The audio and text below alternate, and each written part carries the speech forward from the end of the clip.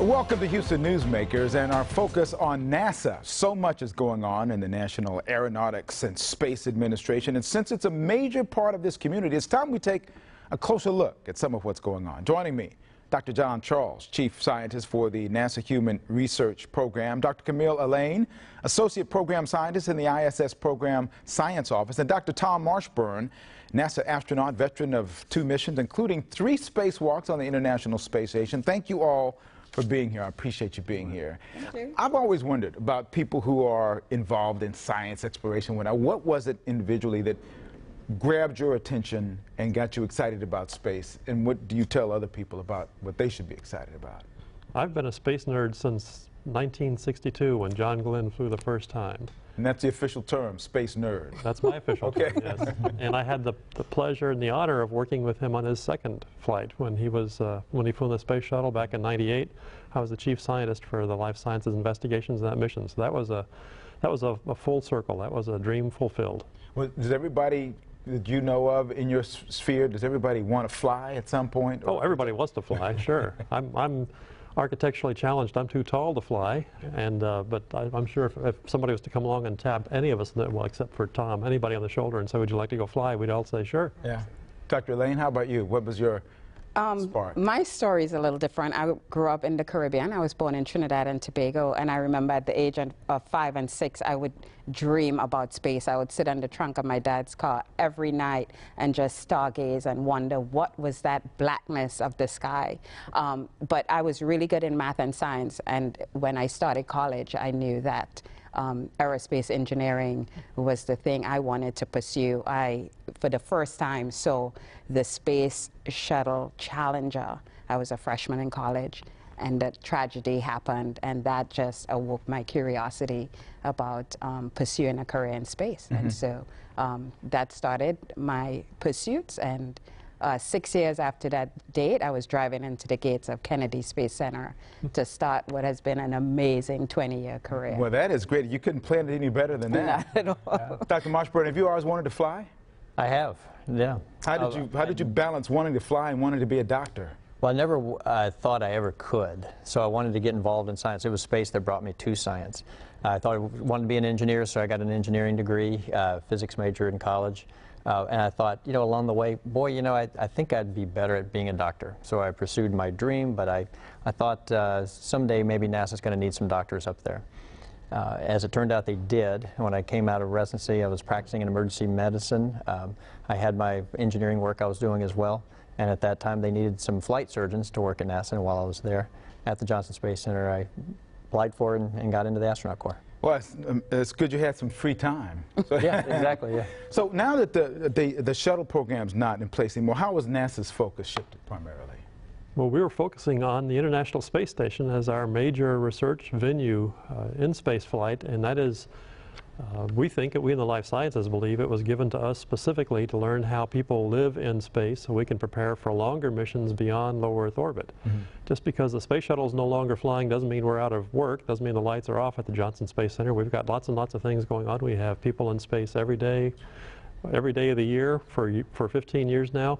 And everything we're doing is looking forward to the day when we can send people beyond low Earth orbit, back to the vicinity of the moon, back to asteroids, and off to Mars. Dr. Allain, your focus is the ISS, so there's a lot going on with that, including today when they had the Bigelow Expandable Activity Module. As we're taping this on this particular day, of course, the plan is to put that in place. They have a rendering of what's supposed to happen, Bigelow did, and so the whole focus, it looks like to me, is just adding some extra square footage onto the space station. Is that kind of the layman's I dumped it way down. Somewhat. It is a technology demonstration. Of course, the ISS, we facilitate so many different disciplines of science and research, and we use it as a test bed for technology demonstration and development. So the beam, as you refer to it, is an expandable module attached about a month and a half ago, and we are looking at the feasibility of this technology as a solution solution for future space habitats. Okay, so that could mean if you go to Mars, for example, maybe one of those, that kind of component can be used for that as Exactly, well. lightweight technology. Well, one of the things I know that it was planned to work, the first time around it didn't work quite the way, because we wanted to expand it. And so, but one of the things I've always found, we talked about this before we started tape, is the ability for NASA to improvise and figure their way around things. You find that to be exciting, especially if you're up in space, I'm expecting. Oh, that's the best. I mean, you'd love to see things work exactly as planned, but that's why we hadn't already done it, is because it's hard to do. And no one has ever put a habitable module, expanded it in space before attached to a place where astronauts live. So they're being extremely careful with having that expand out there. And yeah, I would love to be in the flight control team helping out right now. Looks like a lot of fun. This whole process, it seems to me, is all about trying to make sure that astronauts and men and women can spend more time in space for what ultimately is going to be longer space journeys. Scott Kelly just came back from a year in space. Talk about the significance of being a year in space. What kinds of things you expect to learn from that time in space? Well, the reason we're doing longer missions on the space station, and we hope to do more if we can get the right approvals, is to learn what happens to the human body with even longer periods of time in space, and that is because even the shortest trip to Mars will be a year and a half or longer. And the basic template we work toward is a 2.5-year round-trip mission to Mars. So we have lots of experience on the space station with 6-month missions. And there's the chance that the physiological, biological processes we've seen on 6-month missions may not be the complete story. Wouldn't it be embarrassing to think you know everything from 6-month missions and then go fly a 2.5-year mission and find out, you know, a year and a half out there's a surprise waiting for you physiologically, biologically. So we're hoping to get a little bit more experience in those kind of questions. Is that the same thing that you do on the ground when you're doing whatever you're doing with the ISS? You have to be prepared for those longer missions as well, correct? Yes, so we are managing all the research that's done on board. Within any 6-month period, we are conducting about 250 to 300 investigations in a multitude of disciplines in the life sciences, technology demonstration I talked about. We used the space station to do Earth studies and space studies, human research, and in the physical sciences. So there's a multitude of different investigations going on at any one time, and we're managing that over the course of time. Dr. Marshburn, in the meantime, you're just flying along, and not just as an astronaut, you're just flying along, just having a good time, gazing out the window, right? I would categorize it, yeah, as a type of having a good time. Living on the station, I was up there for 6 months. There was no moment where I felt isolated or alone, really. It's a beehive of activity. You're talking to investigators on the ground all the time. Sometimes quite a punishing schedule. It is an extremely active laboratory. So I'm looking forward to getting back up there. What is it like? What is it like when you actually go up into space? I mean, that's one of the things that you can talk about it, but how can you describe the feeling of actually going up, accelerating as fast as you do, and then weightlessness? It's, imagine yourself Christmas morning when you're a little kid, excited as you can be in combination with getting ready to take the biggest final exam of your life. So that kind of combination while you're lying there for about 2 hours on the launch pad. I've launched on both the shuttle and the Soyuz. Huge amount of vibration, as you can imagine. You feel about 2 to 3, 4 Gs. You call it the gorilla sitting on your chest. You have to take your breath in sips as you're going up. But the moment the engines cut off, when you get up to your orbit, at that moment, everything's quiet, and suddenly you're in weightlessness, and you feel your insides kind of rise up, and it's actually a wonderful feeling. Sometimes a little, you kind of tumble a little bit in your mind as your mind tries to figure out what's going on. I think that's a pretty good explanation. Now, I want to thank you all for coming in, and we're going to continue to talk, but about bringing space closer to us with your insight here. One of the many related videos, a series of videos on the NASA website, gives a sense of what it's like to be in space, and Scott Kelly, during his year, has one of those with the music of Coldplay. It's entitled Speed of Sound. Watch. Turn my phone down.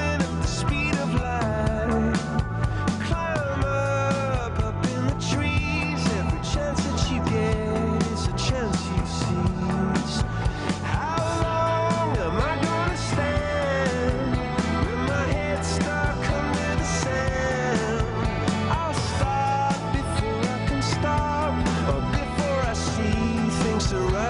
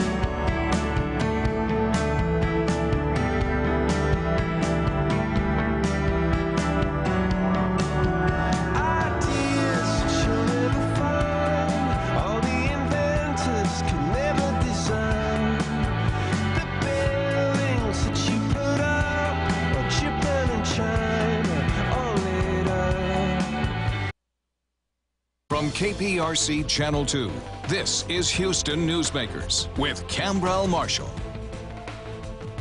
I want to start this segment with some eye-catching stats provided to me by the YMCA. The state of Texas ranked number 2 in the number of drownings nationally. Of the 75 Texas drownings last year, Harris County had the second most fatalities. 75% of Texas drownings occurred between May and August of last year.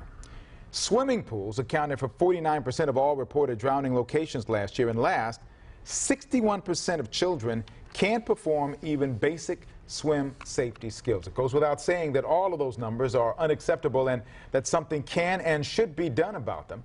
With me this morning are two people who are actively engaged in trying to keep our children from drowning. Curtis Lemieux is the Learning and Program Development Director for the Greater Houston YMCA. Emery Clark is the Healthy Living Senior Director at the Tellefson Downtown YMCA. Thank you both for being here. How big a deal is it for the YMCA to be on the really aggressive stance that they are to try to keep kids from drowning?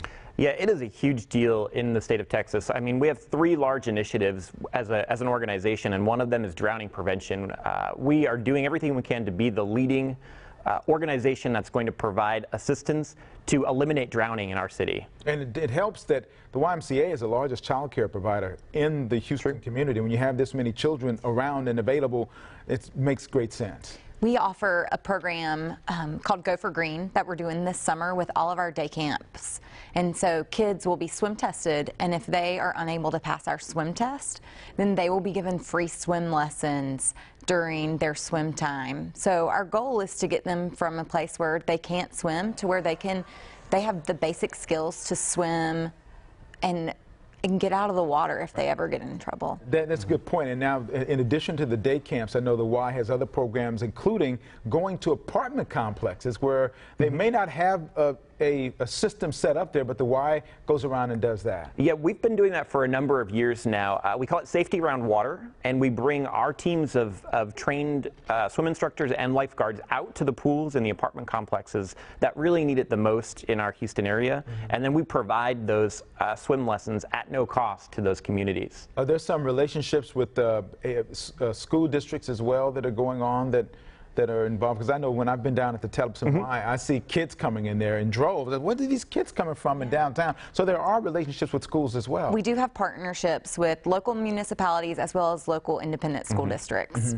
This process going on, how soon after you got into the Y did it hit you that swimming was a big part of what was going on, at least prevention of kids drowning? I mean, the YMCA is actually one of the founding inventors of swim lessons.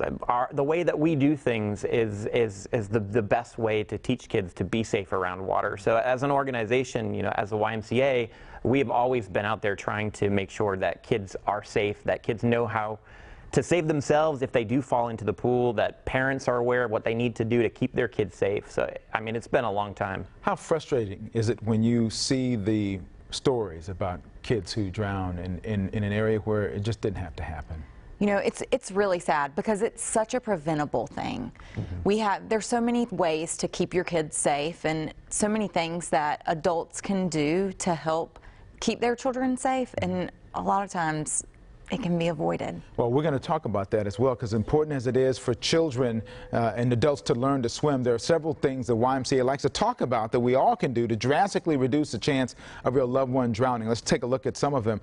Something as simple, but probably most important tip: never leave a child unattended. How often does that happen? Right. It sounds so, you know, like nobody would do that, but it happens every year. I mean, you mentioned the statistics at the beginning, but the number of kids that don't swim, it's like 60% of the population doesn't know how to swim, and parents, you know, if they leave those kids unattended and they do fall into the pool and they don't know how to get out, then it can be pretty tragic. Another tip is know where the risk areas are. The pool is an obvious one, but there are other places like spas and ponds and that sort of thing. Absolutely. It's important. Any body of water is a risk. Bathtubs are even a risk. They shouldn't be left alone in bathtubs either. It can happen so quickly. The creation of protection zones. We talked about that a little bit, and that's kind of an interesting scenario where I guess no matter where you go, there's a layer of protection everywhere within the house to keep them away from pools. Right, and that's the idea of really parents need to create that layer of protection that's going to keep those kids safe. And so one of those layers is swim lessons. So teaching your kids how to swim is one way to keep them protected. Never leaving them unattended near water, that's another one. And then, you know, making sure that if you're boating, if you're doing some activities like that, that you're wearing an approved, Coast Guard approved life jacket, and it's on correctly as well. I was talking with you about that earlier because I said, okay, wait a minute, what do you mean approved safety device? Does my little floaties don't count? You know, floaties, inflatables, they pop. And so the Coast Guard approved won't do that, and they'll be able to stay safe in the water with those. Good advice all the way around. What's the biggest challenge for both of you? Biggest challenge and maybe biggest frustration as it relates to swim season and maybe some of the things you see that maybe be a pet peeve of yours as far as swimming? I think it's really creating that awareness. People never think it's going to happen to them, and so they're not prepared for it. So they don't take the time to take advantage of free swim lessons that we have. And I mean, the YMCA is doing assessments throughout the summer as well. So if you don't know your child's swim ability, then we can help you find out what that ability is and where they need to go from there. If they need to take lessons, if they need to be wearing a life jacket anytime they're around water. I think for me, it's the vigilance around the water. It's so important, and it changes day by day. Your kids may have something, they may be more tired one day, or they've had too much food right before they swim. You know, you have to, things change, and so it's important that we look at their level each day, and it's not the same. I want to make sure that I give everyone a chance to know where you get some of the information we've talked about today for swim lesson information or for any other information regarding the YMCA summer program that can keep your kids active and safe. Either go to the website, ymcahouston.org. For swim-specific information, just add /aquatics, or you can go to the phone number, 713-659-5566, and someone there will give you the information you need or get you where you can get that information. Curtis Lemieux, Emery Clark, thank you for what you do. Thank you for coming in today, helping to get this message out. We hope everybody has a safe summer, and good luck.